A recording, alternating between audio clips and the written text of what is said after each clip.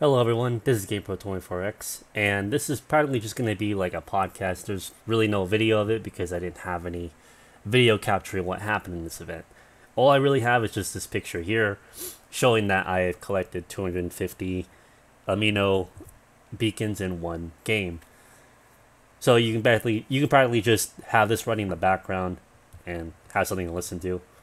So let's go into the story about what happened during my lengthy 3.5 hour run with Ambulace.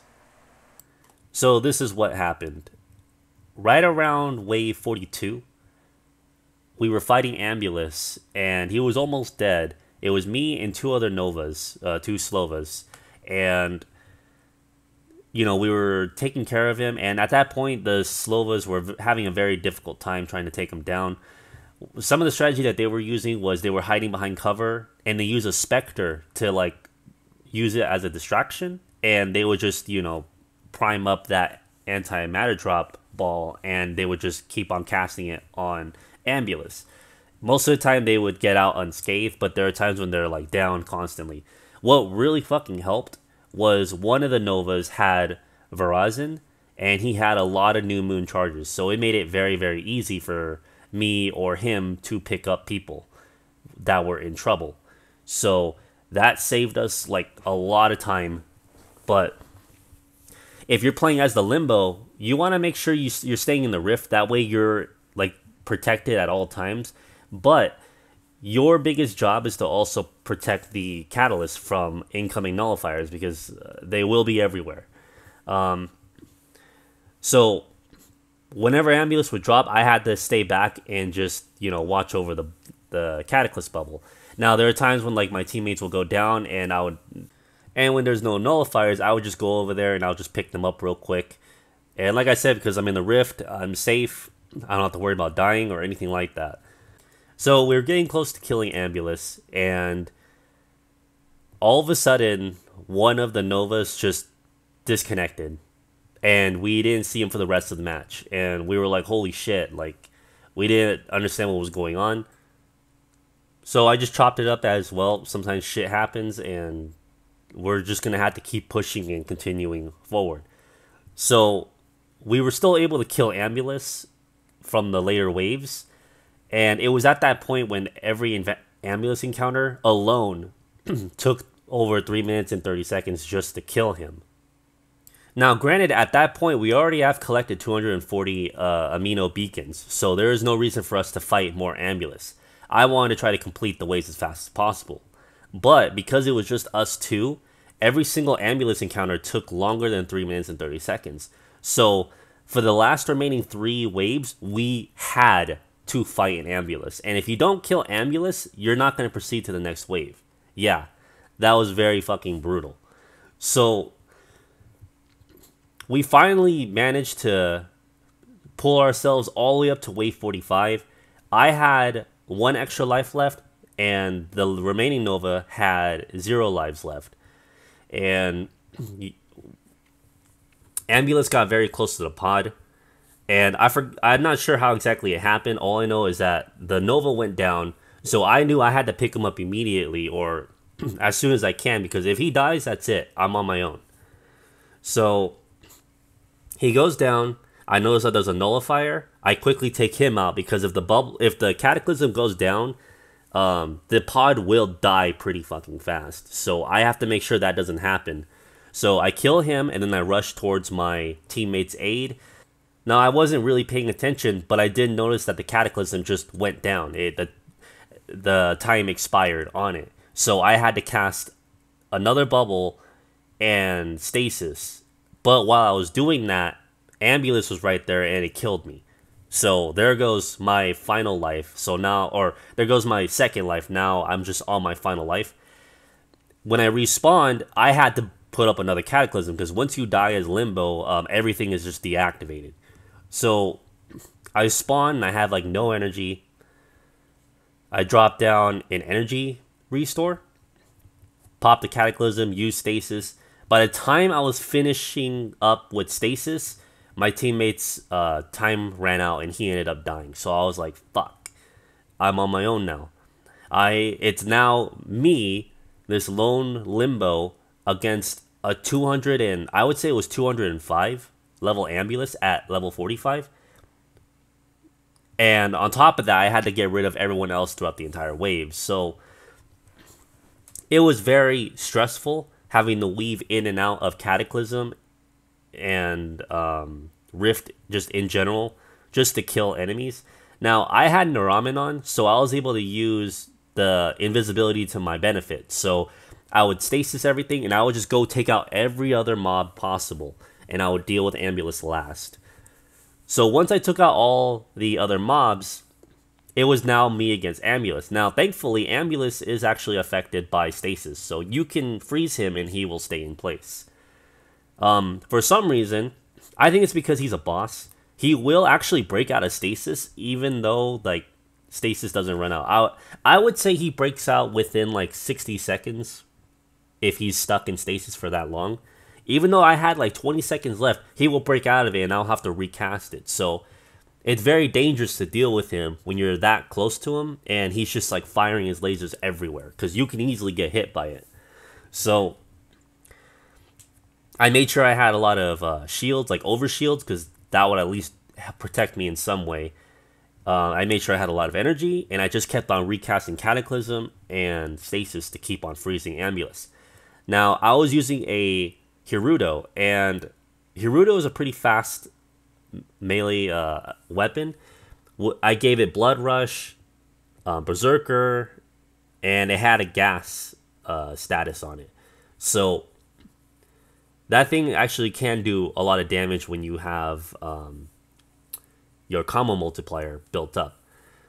So I'm wailing on it for a while, and I have a macro for like just for it meleeing, and you know I just let the macro run for a while. But when it got close to like that 60-minute mark, I would just step out of Cataclysm, recast it again, and then recast Stasis. That way Ambulance is still put under control.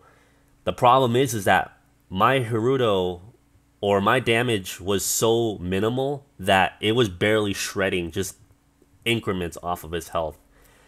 And I was wailing on it for like a good 10-15 minutes, and I barely just got down to the S in Ambulance on his health. And I was telling my teammate that, and he was like, fuck, we're going to be here for like an hour at least if I had to do this on my own.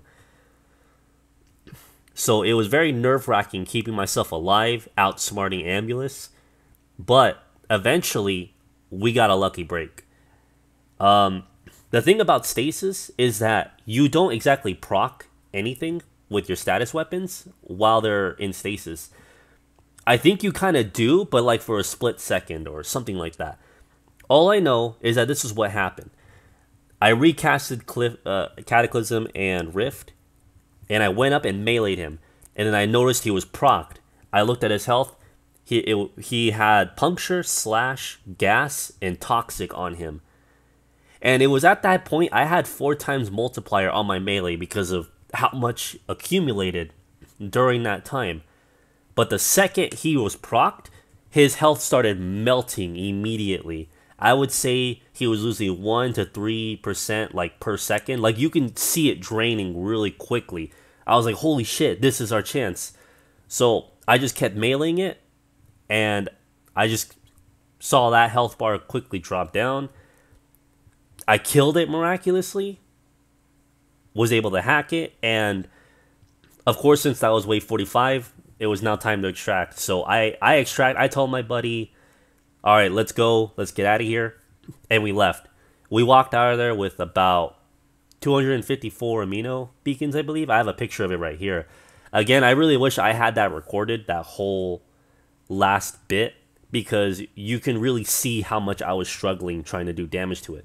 But thank God I had a weapon that had a gas proc on it, because gas stacks really, really well with a combo multiplier, and I'm just very fucking thankful I had that on me, because if I didn't, I would have been there for an hour, maybe an hour and a half, just meleeing him over and over and over again.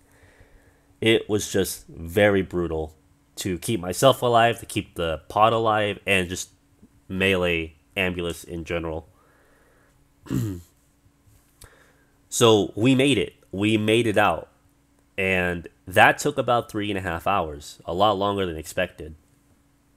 But the thing that really hit me the most is the notion that the other Nova got away with nothing.